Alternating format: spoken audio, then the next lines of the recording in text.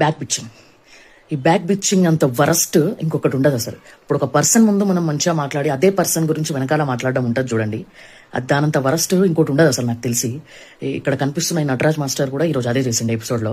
రూమ్లో ఛాలెంజ్ అయిపోయిన తర్వాత రూమ్కి వెళ్ళిన తర్వాత నీతుతో అంటున్నాడు, నీతు కొంచెం హైపర్ అయింది అనమాట, మన ఇద్దరి మధ్యలో కమ్యూనికేషన్ ఎప్పుడు కానీ ప్రాబ్లం అదే వస్తుంది అని చెప్పి. సో దానికి నటరాజ్ మాస్టర్ ఏమన్నారంటే, నువ్వు ఆమెతో తిరిగి తిరిగి ఆమెలాగే హైపర్ అవుతున్నావు, ఆమెలాగే తయారవుతున్నావు, ఆమెలాగే మాట్లాడుతున్నావు. ఇక్కడ ఆమె అంటే అంజలి. సో అలా బ్యాక్ బిచ్చింగ్ అంజలి గురించి మాట్లాడుకుంటూ నీతుతో చెప్తున్నారనమాట. సో రీసెంట్ గా జానుబాను రూమ్ లో అంజలి గురించి మాట్లాడింది రాధా గారు బయటపెట్టారు. మరి ఇతను ఇక్కడ మాట్లాడింది అంజలి గురించి బయట పెడతారా లేదో చూడాలి, ఖచ్చితంగా చూడాలి ఈ పాయింట్. ఎందుకంటే నటరాజ్ మాస్టర్ కి ఈ షో చాలా ఫేవర్ గా నడుస్తుంది స్టార్టింగ్ నుంచి ఇప్పటి వరకు.